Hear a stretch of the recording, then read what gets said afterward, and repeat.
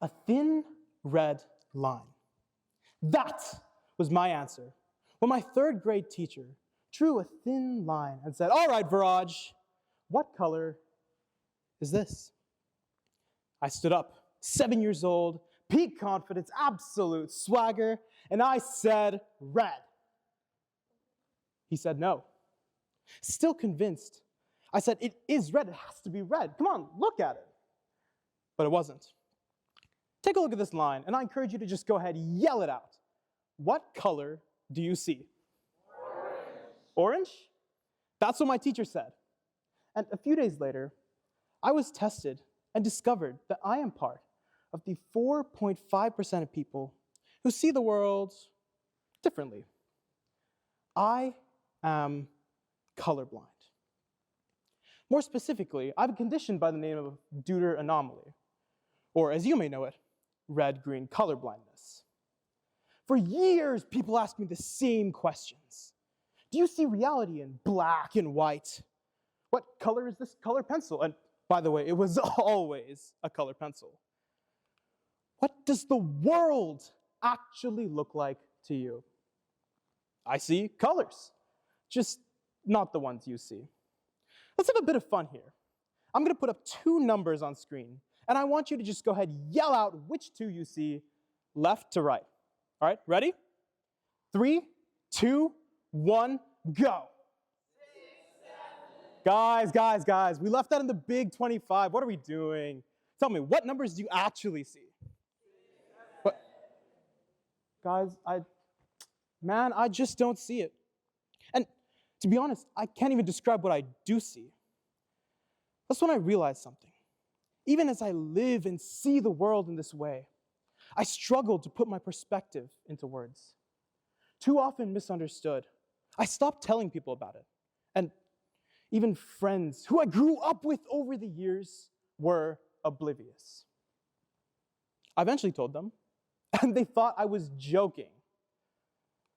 One day, while sitting in a boba cafe, because, let's be honest, boba is incredible fuel for deep thoughts, I started thinking about empathy. Not the big, dramatic kind we see in movies, but the everyday kind we struggle with. The kind that's hardest when we're frustrated or inconvenienced. Like when you're trying to find parking at Costco, and even after giving the blinker, someone else swoops in and steals the last remaining spot. I'm sure your first reaction isn't, "Yeah, go ahead. If you're stealing parking at Costco, you clearly need a win." But it's, "Are you serious right now?" Empathy sounds simple, but it's surprisingly difficult when we can't see what someone else is carrying. And that's when my thoughts drifted somewhere more personal. Colorblindness is nothing. There are many more impairments that are each far more damaging to what we consider to be the normal lifestyle. And if people struggle to understand my colorblindness, something so minor, how hard must it be to understand blindness or deafness? And that's when the realization hit me. We spend so much time trying to help people with sight and hearing deficiencies step into our world. Braille labels, hearing aids, white canes, and all of that matters. But here's the twist. Almost no one tries to step into their world and experience their point of view. I mean, how do they experience the world? In fact, Helen Keller, who herself faced blindness and deafness, once said, "The best and most beautiful things in this world cannot be seen or even touched. They must be felt with the heart." We must now feel in this way.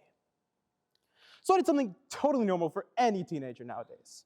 I booted up Unreal Engine 5, started up my Meta Quest, and got to work.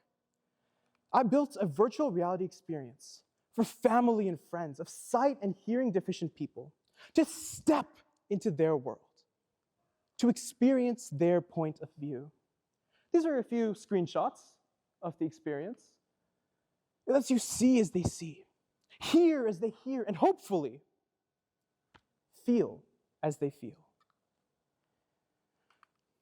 Once it was built, it was showtime. I took it to a conference last year. I prepared carefully and knew what I wanted to showcase. But I also understood that this project was a prototype, calling out the bigger idea, empathy. During the conference, I answered a few questions, which I expected. But afterward, one of the audience members approached me quietly. He said that he wanted to try it out. And of course, I said yes. It was a demo after all. So I helped him put on the headset and guided him through the controls, how to navigate the menu, and the virtual environment. He messed around for a bit. Then he froze. He stood there, still, silent. And after a long pause, he slowly lifted the headset off, tears in his eyes. He said, "My daughter suffers from macular degeneration," and he pointed to that specific option within the headset. He continued saying that he never understood how she felt. He never felt her struggles. He thanked me, and I have not forgotten that moment. A first step in empathy. But empathy is not about some virtual reality experience. That's just one means of getting there. It's really about connection. It's about finally stepping into someone else's perspective, not guessing, not assuming, but by pausing long enough to ask, what might be shaping this moment for them? It's recognizing that the classmate who never speaks could be overwhelmed and not uninterested. It's realizing that the coworker who misses deadlines could be juggling more than the eye can see.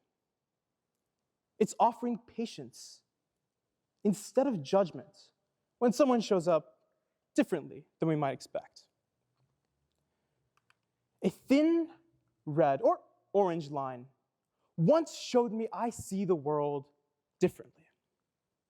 Now, I'm using that difference to help people understand one another, one experience, and one moment of empathy at a time. And maybe, just maybe, you can too. Thank you.